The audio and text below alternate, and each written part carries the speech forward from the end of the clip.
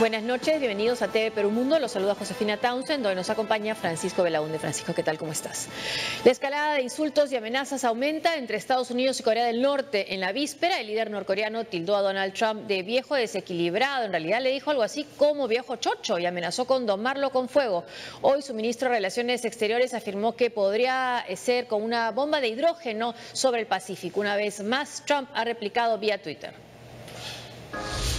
Corea del Norte podría detonar una bomba de hidrógeno de una gran magnitud en el Océano Pacífico. La declaración la hizo su ministro de Relaciones Exteriores, Ri Yong-ho, por la noche del jueves, horas después de publicada la respuesta de Kim Jong-un al mensaje del presidente Donald Trump. Personalmente creo que debería haber una prueba de bomba de hidrógeno en el terreno con una escala sin precedentes. Este viernes el canciller no quiso comentar más el tema y ha ignorado a los periodistas a la salida de su hotel en Nueva York. El pronunciamiento del régimen de Kim ha alarmado al mundo, puesto que ha amenazado con el nivel más alto de contramedida en la historia, asegurando que domará con fuego al viejo maníaco estadounidense, en referencia al presidente republicano. El gobierno de Japón ha reaccionado con firmeza al mensaje. Las declaraciones y el comportamiento de Corea del Norte son provocativos para la seguridad regional e internacional y son absolutamente inaceptables. Corea del Sur también ha denunciado la retórica de su vecino del norte y le ha pedido al régimen de Pyongyang detener sus provocaciones imprudentes que podrían llevarlo al aislamiento y al colapso. El canciller ruso Sergei Lavrov pidió a Washington y Pyongyang atenuar su retórica belicosa, asegurando que el intercambio de amenazas es inaceptable. El jefe de la diplomacia rusa señaló además que el colapso del acuerdo nuclear con Irán impulsaría al régimen norcoreano para seguir con su programa balístico. En tanto, el organismo de control nuclear de la ONU aprobó una resolución en la que exhorta al gobierno de Kim Jong-un a dejar de desarrollar armas nucleares. Bueno, con esta escalada de insultos y de amenazas, algunos estaban preguntando si es que están aplicando lo que se llegó a llamar en un momento la teoría del hombre loco, el Madman Theory, que puso en práctica Richard Nixon para asustar a los soviéticos y a Corea y a Vietnam durante la guerra. ¿Podría ser este el caso, o sea, fingir una cierta locura para asustar al adversario? Bueno, si te refieres a que sería Donald Trump el que hace eso, significaría que él tiene la fineza de análisis que podía tener un Richard Nixon. ¿Te parece que tenía fineza de análisis Richard Nixon? Como sí, en política internacional era o Henry Kissinger. Bueno, los dos, pero Nixon era un tipo, en realidad era un tipo que tuvo la reputación que tuvo, efectivamente, que bueno, por algo cayó, pero desde el punto de vista de política internacional era un tipo con mucha visión. ¿Cree que puede estar poniéndolo en práctica, asustar de esa manera, aparentar falta de equilibrio mental? No, Donald Trump no creo. Yo creo que eso forma parte de su forma de ser. Yo no creo que él tiene capacidad de análisis de ese tipo. Me parece que es alguien finalmente bastante básico, salvo para los negocios en todo caso. Entonces, no, yo creo que él es así, ¿no? Él lo ha demostrado, además, su comportamiento en temas internacionales es exactamente el mismo que ha tenido durante la campaña y en política interna. Por lo tanto, no hay por su lado ninguna sorpresa. ¿Por el lado de Kim podría ser también? Bueno, por el lado de Kim, lo que pasa es que el estilo del régimen norcoreano es efectivamente la grandilocuencia, el tremendismo en las declaraciones, ¿no? Para tratar de asustar. La diferencia, y eso lo han notado varios analistas, es que esta vez Kim Jong-un habla en términos como en primera persona. Él personalmente se refiere a, digamos, a Donald Trump y digamos, lo toma como un tema personal. Ya no es solamente un tema entre gobierno y gobierno, sino que él prácticamente lo convierte en algo personal. Dice, me ha insultado a mí, ha insultado al país y bueno, le manda toda la andanada de insultos, ¿no? Entonces hay una escalada efectivamente y algunos dicen que es absolutamente irresponsable por parte de Donald Trump, porque lo que está haciendo es arrinconar prácticamente a Kim a no ceder. Bueno, si aún ya no ha cedido hasta ahora, menos va a ceder ahora, después de lo que ya se convierte en un enfrentamiento ya personal, ¿no? Francia ha señalado que no quiere poner en riesgo a sus deportistas y ha anunciado este viernes que no participarán en los Juegos Olímpicos de Invierno que se realizarán en la ciudad de Pyeongchang, en Corea del Sur, si es que no pueden garantizar su seguridad. Este viernes, los organizadores de los Juegos dijeron que están monitoreando la situación geopolítica actual, subrayando que la seguridad para este evento es la máxima prioridad. Los Juegos Olímpicos de Invierno de Pyeongchang se realizarán del 9 al 25 de febrero del próximo año, a solo 80 kilómetros de la zona desmilitarizada entre Corea del Norte y Corea del Sur, la frontera más fuertemente armada del mundo. El Comité Olímpico dijo la semana pasada que no tienen un plan B para este evento.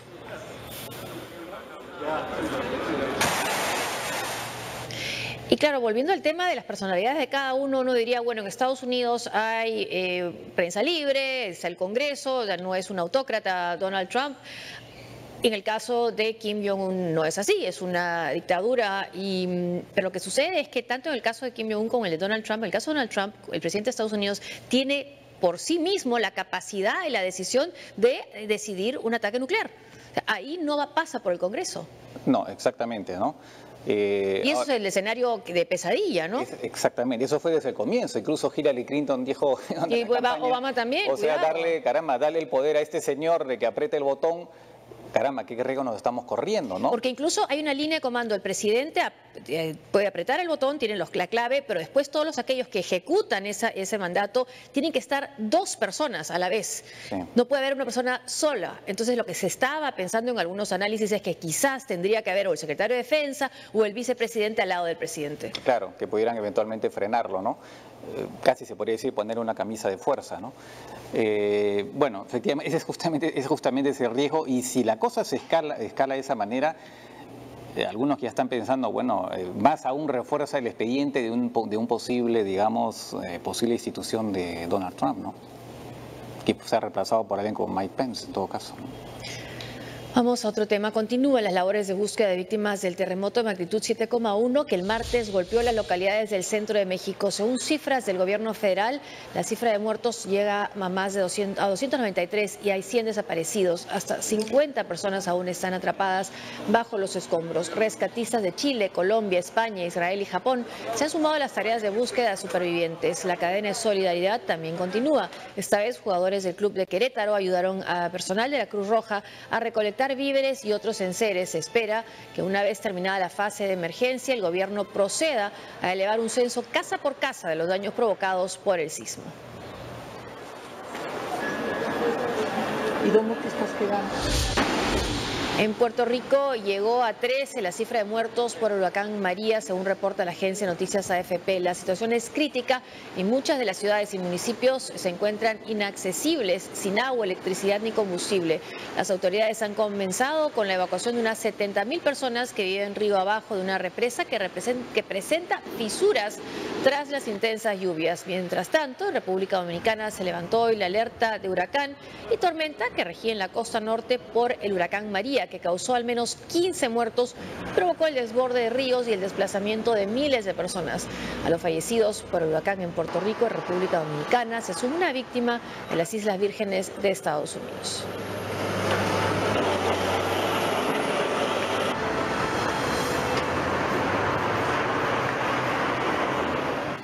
A 2 días de las elecciones federales alemanas, la canciller Angela Merkel consolida su ventaja y deja relegado al socialdemócrata Martin Schulz con 13 puntos de diferencia. La ultraderecha se aproxima al tercer puesto al registrar el 11% de intención de voto.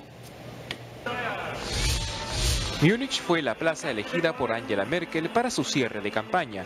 La favorita para las elecciones federales del 24 de septiembre cuenta con el 36% del respaldo ciudadano según el reciente sondeo de la firma INSA. Una cómoda posición que le abre el camino para una cuarta gestión como canciller de Alemania. En su discurso, Merkel se refirió a la escalada nuclear de Corea del Norte y aseguró que Berlín agotará todas las instancias diplomáticas para resolver el conflicto. Alemania pondrá en marcha soluciones diplomáticas respecto a los ensayos nucleares llevados a cabo por el dictador norcoreano. Haremos todo lo posible para que este conflicto pueda resolverse diplomáticamente. La solución militar llevaría a la desgracia. Solo a través del diálogo haremos del mundo un lugar más seguro. La socialdemocracia no logra remontar en las encuestas y se mantiene con el 22% de intención de voto, pese al buen arranque que tuvo su líder Martin Schulz tras abandonar la presidencia del Parlamento Europeo. A pesar de la desventaja, Schulz enfiló su artillería contra Merkel y pidió a su militancia frenar el ascenso de la ultraderecha que disputa el tercer puesto. Si la ultraderecha llega al Bundestag, significaría que por primera vez desde 1945 entrará al Parlamento el lenguaje de los sepultureros de la democracia. Desde aquí en Berlín les digo, ustedes son nuestros enemigos y defenderemos la democracia en Alemania. El ultranacionalista Alternativa para Alemania se aproxima con el 11%, cifra que comparte con la izquierda. Desde su fundación en 2013 se han mostrado hostiles a la inmigración, al Islam y al euro, último punto de coincidencia con sus pares de izquierda. De llevarse a cabo una gran coalición, los demócratas cristianos de Merkel formarían gobierno con los liberales y verdes, que cuentan con el 9 y 8% de las preferencias respectivamente. Los socialdemócratas ya han confirmado que no repetirán la alianza con Merkel, al sostener que no les trajo réditos políticos. Y esa última posibilidad de alianza con los liberales y verdes se está llamando la Alianza Jamaica, porque incluiría los tres colores de la bandera jamaiquina, el negro, el amarillo y el verde. Esa es una posibilidad. Casi se da por descontado, como hemos visto, gana Angela Merkel. El tema es cuánto obtiene la ultraderecha, cuántos sitios tendría en el Bundestag, el Parlamento, y qué alianzas podría hacer Angela Merkel. Para algunos algunos sería más de lo mismo, ¿no? La alianza con el socialdemócrata, y hay cierto temor porque en las encuestas no estén revelando la verdadera dimensión que puede obtener la ultraderecha. Así es. En los últimos dos gobiernos de Angela Merkel efectivamente ha tenido lo que se llama la gran coalición, que es con el Partido Socialdemócrata. Ahora aparentemente ya no se continuaría. La posibilidad es que gobierne con el Partido Liberal, que el Partido Liberal ha sido históricamente en Alemania un partido bisagra que ha permitido gobernar tanto por un lado a la derecha, al Partido Demócrata Cristiano, como al Partido Socialdemócrata según el momento político, ¿no? En este caso podría, pero después de mucho tiempo, podría ser que otra vez el Partido Liberal se convierta un poco en el fiel de la balanza, ¿no? Y por lo que dices en cuanto a efectivamente, la extrema derecha sería la primera vez que llegaría al Parlamento Federal. Recordemos que sí está en algunos parlamentos regionales. Creo que lo que es realmente aterrador contando la historia de Alemania. Efectivamente, ¿no? Y ya que llega al Parlamento esta vez federal, sería pues un pésimo signo, ¿no? Pero lo que sí se ve es el éxito político que tiene Angela Merkel, ¿no? Hace muy poco estábamos hablando aquí del costo político que había tenido que pagar por recibir una decisión valiente, creo yo, a más de 1.300.000 refugiados. Claro, pero que tuvo que retroceder después. Pero ya los había admitido. Ya los había admitido, pero después tuvo que moderarse. Digamos, pero no puso topes, nunca puso topes. No, es verdad, pero ya no ha vuelto, digamos, ya ahora Alemania se ha puesto más dura. Sí, pero también porque hubo un acuerdo con Turquía, ¿no? Entonces ahí ya bajó también el flujo pero, de digamos, inmigrantes. su discurso tuvo que cambiarlo porque se dio cuenta que le había costado. Pero en su momento jugó su capital político por los refugiados. No, eso sí, eso nadie se lo quita, ¿no? En todo caso sería, después de Helmut Kohl, antecesor demócrata cristiano que tuvo también 4 periodos, ella sería, pues, también tendría ese récord. Bueno, y cuando se habla de esta alianza, la tradicional, ¿no? Sería Margela Schurkel, ¿no? Sí. Que es la alianza de ella con los partidos socialdemócratas. Vamos ahora con otro tema. 2 semanas después de que el Parlamento británico aprobó el llamado Brexit duro, la primera ministra del Reino Unido, Theresa May, viajó a Florencia y pidió a la Unión Europea celebrar un acuerdo de transición ordenada para poner en marcha el divorcio hasta el 2021. El opositor Jeremy Corbyn la cuestionó al considerar que la realidad ha empujado a apelar por mantener lazos con Bruselas.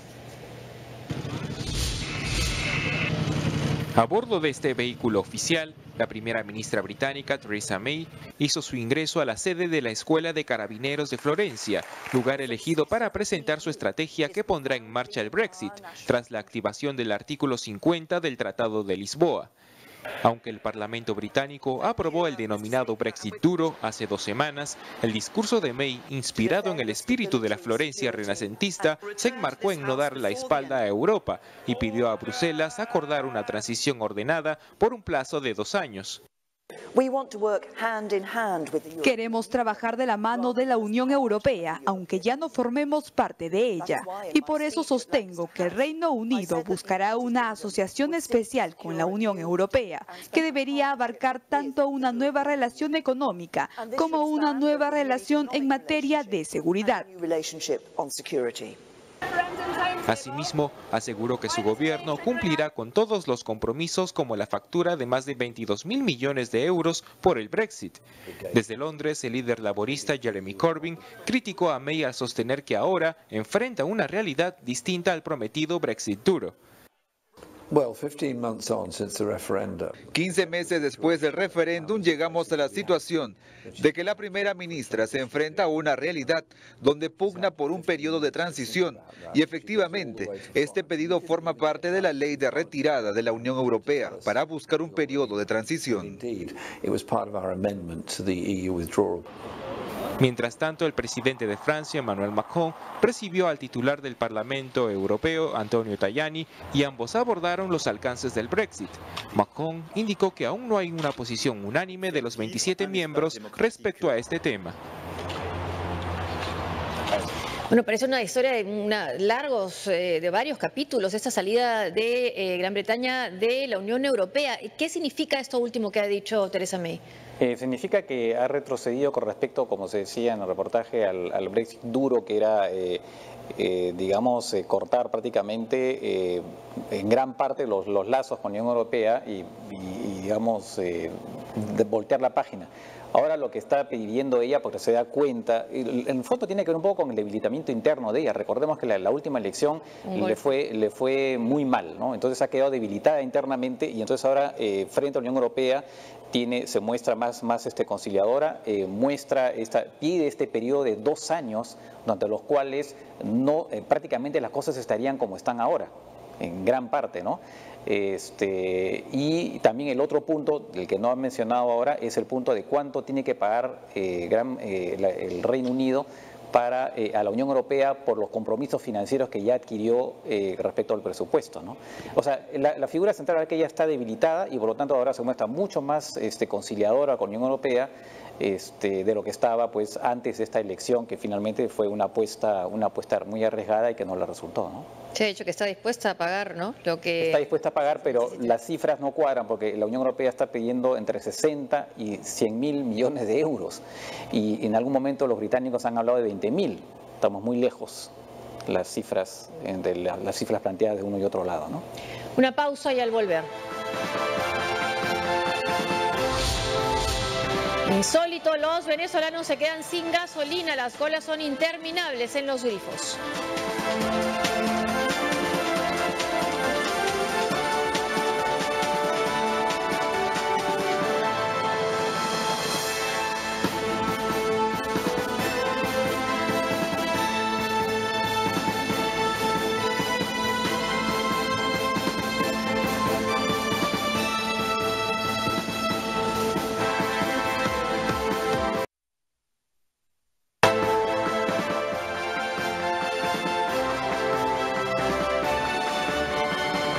Escasez de alimentos y medicinas en Venezuela se suma a otra carencia en estos días. Falta gasolina. Esto castiga, por supuesto, a los venezolanos que pugnan por conseguirla en los grifos. Y a esto se suma el aumento de la desnutrición infantil en las comunidades más pobres del país. Largas colas para llenar tanques de gasolina se observan tanto en Caracas como en diferentes ciudades del país. Muchos se han visto en la necesidad de esperar en los estacionamientos al menos 4 horas ante la escasez de combustible en el país. De ser un país que iba en amplio desarrollo, pues ahora hemos retrocedido y no tenemos ni siquiera gasolina, que era una de nuestras condiciones más fáciles de conseguir. La falta de suministro de gasolina estaría afectando a los distribuidores de comida, lácteos y otros que necesitan trasladar productos de primera necesidad. A la carencia se le suma la paralización de 2 plantas de refinación. Ya en marzo pasado se registraron problemas similares en 4 estados centrales, lo que PDVSA atribuyó al retraso en el transporte o cabotaje de la gasolina. La respuesta del régimen ha sido vaga. El ministro de Petróleo, Eulogio del Pino, aseguró que la falta de suministro de gasolina se solucionará en breve, pero sin especificar cuánto tiempo. A la crisis de combustible se suma otra emergencia relacionada a la situación nutricional de niños menores de 5 años. Según la Fundación Cáritas Venezuela, los niveles de hambre y desnutrición han ascendido solo en los últimos 4 meses de 54% a 68%. Cáritas, en su reporte, precisa que la proporción de niños con déficit nutricional aumentó en promedio 3,5 puntos porcentuales por mes, es decir, que se habría triplicado la tendencia. Por el momento, el gobierno no ha hecho comentarios sobre la situación y más bien se ha mostrado solidario con otras naciones. En la víspera, el presidente Nicolás Maduro llegó sorpresivamente a Cuba para entregar ayuda dirigida a las víctimas del huracán Irma.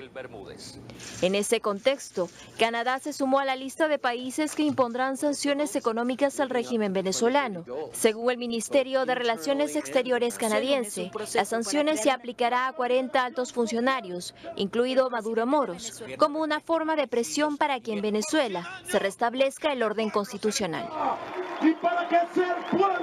No, que falte gasolina en Venezuela, como decía la señora entrevistada, bueno, es algo insólito, no es el país con la mayor cantidad de reservas petroleras en el mundo y además aproximadamente el 90% de sus ingresos de sus divisas provienen del petróleo. Ahora, en este caso, ¿qué pasa? ¿Está haciendo efecto las sanciones porque no ha sido sancionado la compra ni venta de petróleo? No, hay varios factores. Efectivamente, si hay problemas con las refinerías, entonces evidentemente eso también eso sería aparentemente uno de los factores principales, ¿no? Están obsoletas, no tienen mantenimiento. No tiene mantenimiento. Ese es el problema, que no ha habido inversión, por la corrupción y por la desidia, no ha habido inversión, ni siquiera tampoco en las plantas de producción de petróleo, PDVSA y también las refinerías, han habido fallas, entonces, claro. Porque Estados Unidos no ha dejado de comprarle petróleo a Venezuela ni de venderle, porque le vende petróleo ligero también para combinarlo con petróleo pesado. Así es, para poder combinarlo y exportarlo. Así es. entonces no ha habido, por ahí no está la explicación, El problema está que, de todas maneras, las sanciones norteamericanas aún así le han dado a Maduro alguna excusa con respecto a las penurias económicas, ¿no? Lamentablemente. Mientras Irak lanza su ofensiva para expulsar al Estado Islámico de Hawija, una región ubicada al oeste de Kirkuk, el Consejo de Seguridad de Naciones Unidas ha aprobado crear un equipo de investigación para recolectar, conservar y almacenar pruebas en Irak de los actos cometidos por esa organización terrorista que podrían ser considerados crímenes de guerra, de lesa humanidad o genocidio. La resolución fue redactada por el Reino Unido tras varios meses de negociaciones con Irak y pide al secretario Antonio Guterres establecer un equipo para apoyar los esfuerzos nacionales en responsabilizar a los extremistas. La ONU considera que el ISIS ha cometido genocidio contra yazidíes en Irak y Siria para destruir a esta comunidad religiosa minoritaria.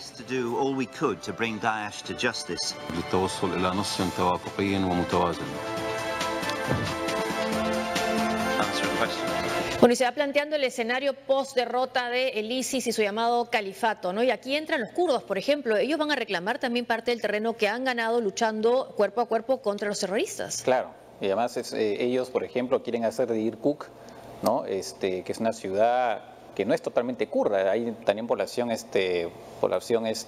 árabe.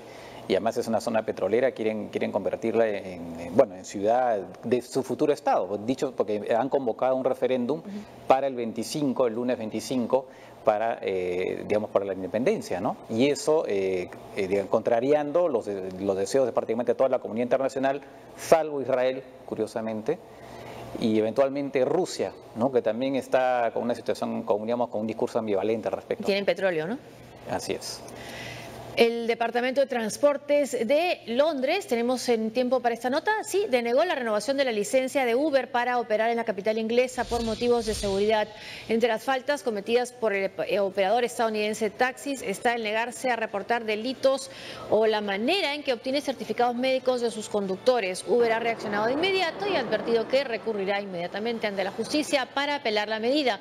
Por lo pronto, Uber tiene una licencia para operar de manera provisional hasta el 30 de septiembre. Pero la compañía espera tomarse un periodo de gracia de 21 días mientras agiliza los trámites de su defensa.